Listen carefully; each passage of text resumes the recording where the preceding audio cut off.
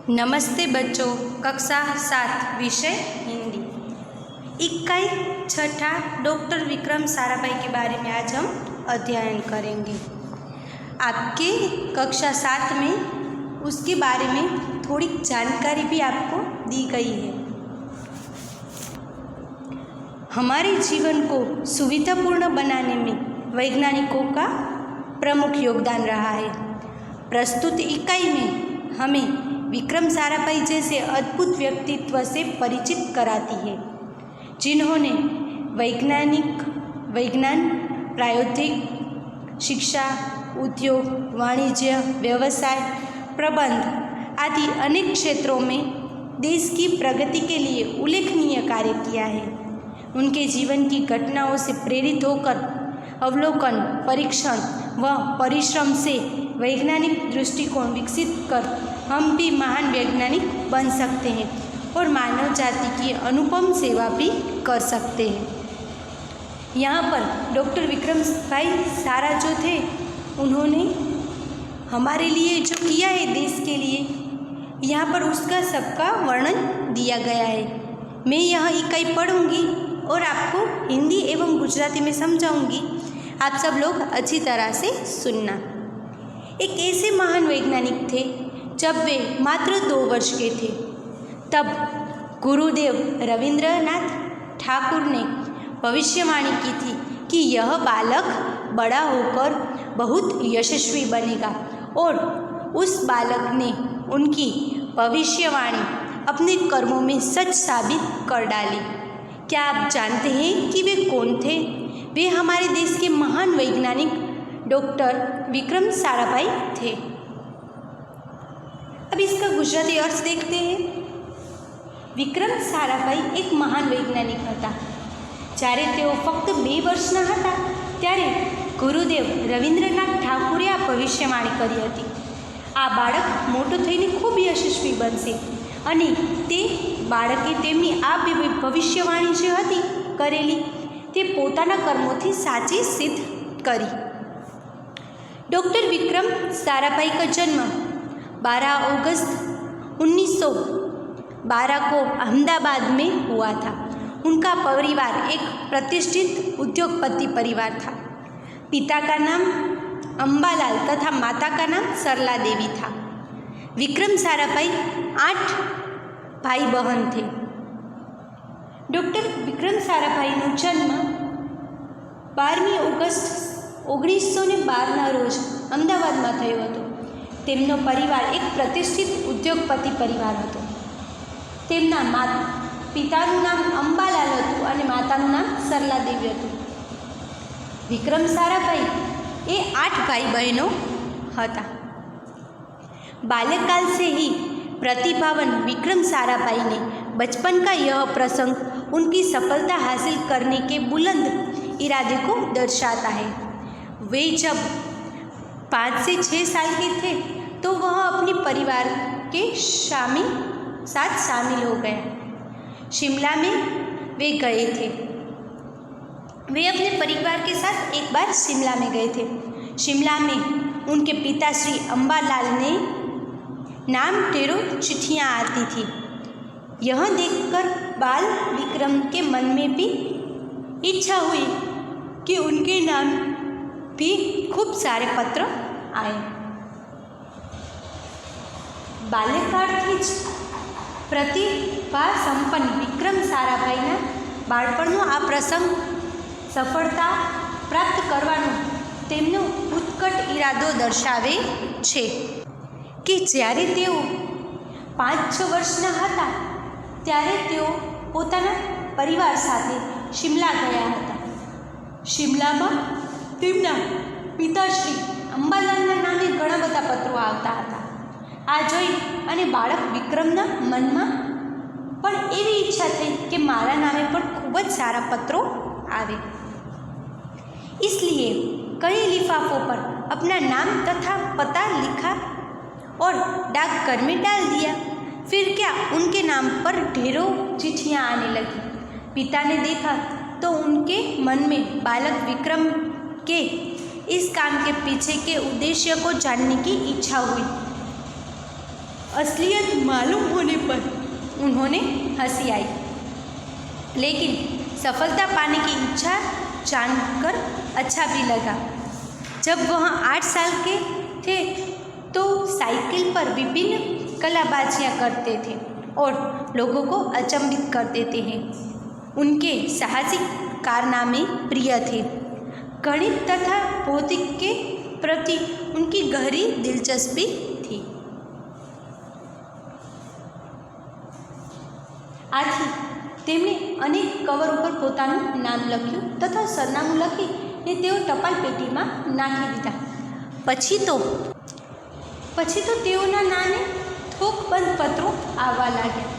પિતાએ આ જોયું અને વિક્રમના આ કાર્યની પાછળ રહેલો ઉદ્દેશ્ય જાણવાની તેમને મનમાં ઈચ્છા થઈ। હકીકતની ખબર પડતા તેમને હસવું આવ્યું, પરંતુ સફળતા પ્રાપ્ત કરવાની ઈચ્છા જાણીને પણ સારું લાગ્યું।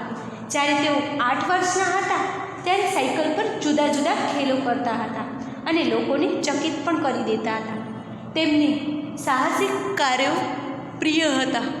ગણિત અને ભૌતિક વિજ્ઞાનમાં તેમને ઊંડો રસ ધરાવતા હતા। उन्होंने मैट्रिक की परीक्षा सन 1934 में पास की। सन 1934 से 37 तक गुजरात कॉलेज अहमदाबाद में इंटर की पढ़ाई की। सन 1937 में इंग्लैंड चले गए। सन 1940 में कैम्ब्रिज से गणित व भौतिक में BSc की परीक्षा में सफलता प्राप्त की। तत्पश्चात द्वितीय विश्व युद्ध की शुरुआत हो गई। डॉक्टर विक्रम साराभाई भारत लौट आए। भारत में उन्होंने सर CV रामन तथा डॉक्टर होमी भाभा का सानिध्य मिला। वहाँ अंतर्राष्ट्रीय स्वतंत्रता के आंदोलन से बड़ा प्रभावित हुए। सन 1942 में वह मृणालिनी स्वामीनाथन के साथ विवाह के सूत्र में बंधे। તેમણે મેટ્રિકની પરીક્ષા 1934માં પાસ કરી। 1934થી 37માં ગુજરાત કોલેજ અમદાવાદમાં ઇન્ટરનો અભ્યાસ કર્યો। તેઓએ 1937માં ઇંગ્લેન્ડ ગયા।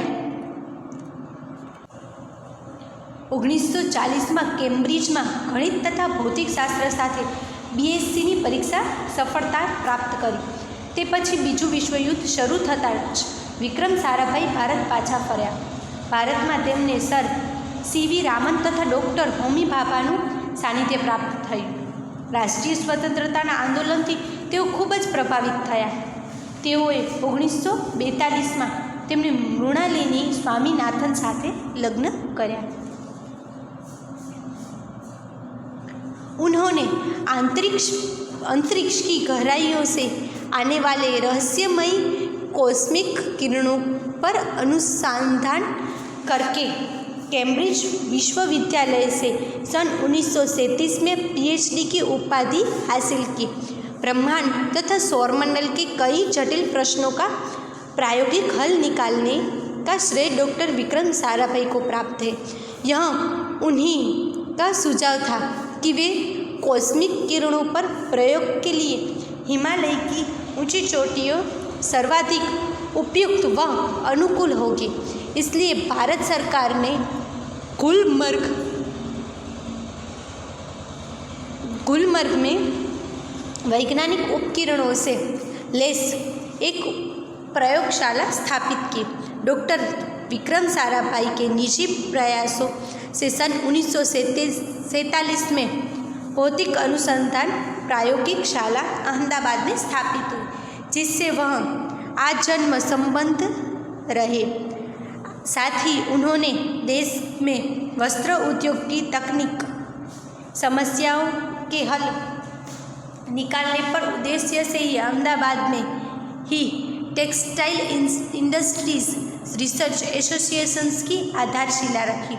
भौतिक अनुसंधान प्रयोगशाला डॉक्टर विक्रम साराभाई परमाणु शक्ति, अंतरिक्ष विकिरण, सूर्य, ग्रह, तारा, प्लाज्मा, भौतिक और खगोल पर वह कार्य कर रहे थे।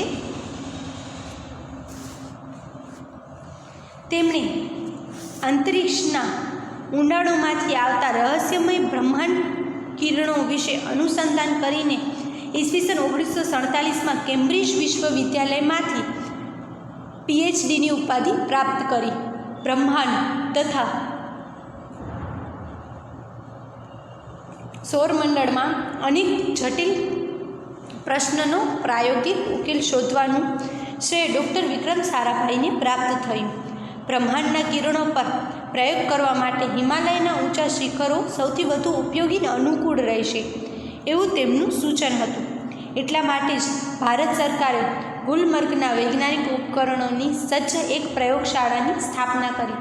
ડૉક્ટર વિક્રમ સારાભાઈ વ્યક્તિગત પ્રયાસોને લીધે ઈસવીસન 1947માં ભૌતિક અનુસંધાન પ્રયોગશાળાની અમદાવાદમાં સ્થાપના થઈ.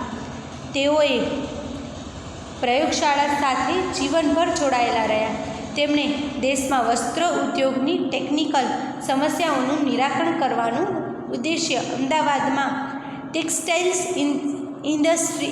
ઇન્ડસ્ટ્રીઝ રિસર્ચ એસોસિએશનનો પાયો નાખ્યો. ભૌતિક અનુસંધાન પ્રયોગશાળા ડૉક્ટર વિક્રમ સારાભાઈની પરમાણુ શક્તિ, અંતરિક્ષ વિકિરણો, સૂર્યગ્રહ, તારા, પ્લાઝમા, ભૌતિક તથા ખગોળ पर पण કેટલાક તેઓએ કાર્યો કર્યા હતા. तो चलो बच्चों, आज हमने डॉक्टर विक्रम साराभाई का जो यह इकाई था यह हमने पढ़ा और उनकी थोड़ी बहुत जानकारी भी हासिल की. अब आगे का जो है इकाई वह हम बाद में समझेंगे, ठीक है. और यहाँ आपको होमवर्क में यह जो इकाई मैंने जहाँ तक आपको पढ़ाया वह आपको एक बार रीड करना है, ठीक है. नमस्ते बच्चों.